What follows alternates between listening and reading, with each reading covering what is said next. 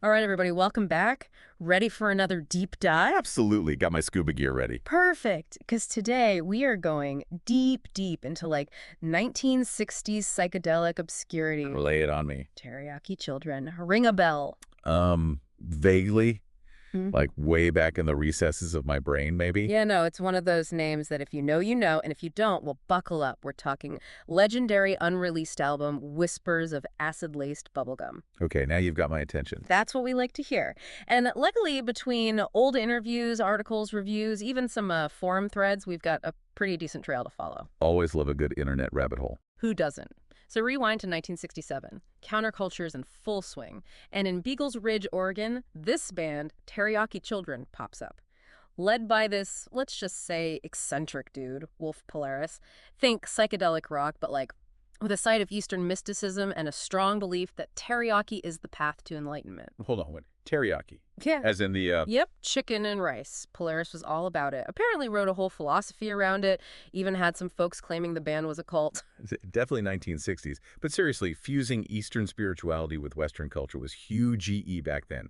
Think Beatles, Maharishi Mahesh Yogi, that whole scene. So in a way, Teriyaki Children, even with their unique culinary twist, weren't that far out there. Right, except these guys weren't just sitting around meditating on bean sprouts. They could actually play. We're talking some serious musical chops here. So how do they go from chanting mantras over stir-fry to getting signed? $1 million question, right? Because we're talking Goldberg Records here. Known for their, shall we say, poppier artists. Not exactly the counterculture headquarters. Well, Goldberg did have a reputation for taking chances, signing acts no one else would touch. Maybe they saw something special in Teriyaki Children. Maybe they wanted a piece of the psychedelic pie.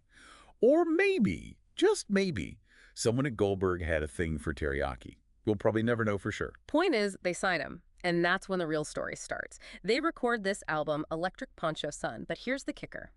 It never gets released. Okay, that's a classic music biz mystery right there. What happened? Honestly, no one knows for sure. There were rumors of creative differences, Polaris clashing with producers, the whole shebang. But the real mystery centers around something called the Buick incident. The Buick incident. That doesn't sound promising. Not really, no. Story goes, Polaris and Goldberg, the label head himself, are driving back from the studio one night, right? And Polaris, allegedly, decides to prank Goldberg by slipping him some, shall we say, special bubblegum. As in allegedly laced with LSD. You can probably guess how well that went down. Oh man, talk about a bad trip, literally. Right, so whether it was the prank, creative clashes, or maybe Goldberg just suddenly realizing he'd signed a band that thought teriyaki was a religion, the album got shelved. The band broke up shortly after, and Polaris vanished. Some say he went on a spiritual quest, others say he just needed a break from the music biz. Either way, poof, gone. Wow, so Electric Poncho Sun just fades into obscurity, becomes this musical lost city of Atlantis. Pretty much. Except, and here's where it gets really interesting. Fast forward a few decades. The internet happens. And suddenly, this lost album, it finds new life. Bootleg takes circulating online, people rediscovering it, sharing it. Electric Poncho Sun becomes this underground sensation, a cult classic. That's the power of the internet, right? Yeah. Giving a second life to forgotten art. But still, why this album? Why Teriyaki Children? What clicked with listeners all those years later? Part of it, I think, is just the mystery, the story. It's inherently compelling, right? But beyond that, the music holds up. It's weird, it's psychedelic, it's catchy. There's this raw energy to it, this originality that people connect with, even today. And don't underestimate the power of the lost album mystique. The idea that this amazing music almost didn't see the light of day, that it was too wild, too out there for the mainstream back then. It adds this whole other layer to the listening experience. Totally. Though Polaris himself, he does resurface in the 80s. Forms a new band, Neon Pineapple, much different vibe. Think synths, drum machines, very 80s. Interesting. Did he ever talk about Teriyaki Children? About Electric Poncho Sun? Not really. There are a few oblique references in interviews, but he mostly dodged the topic. Huh.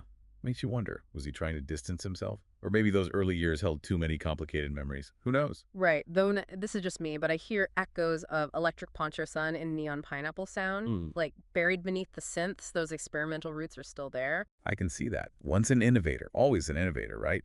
Even if the ingredients change, the creative spark remains. Exactly. So all this leads us to, well now, Electric Poncho Sun. It's finally getting a proper release. Remastered, repackaged, the whole nine yards. About time. So, after all this time, after the myths and the mystery, what do you think Electric Poncho Sun brings to music today? Honestly, I think it reminds us that music history is full of surprises, that sometimes the most interesting stories are the ones that almost never get told. Teriyaki Children, they were a product of their time, sure, but their music, it still speaks to something universal. That desire to push boundaries, to explore new sounds, to find meaning in the most unexpected places, even maybe at the bottom of a bowl of teriyaki. Beautifully said. And who knows, maybe somewhere out there, Wolf Polaris is listening, chuckling to himself, and digging into a big plate of enlightenment. I'd like to think so. But hey, that's a deep dive for another day. Thanks for joining us.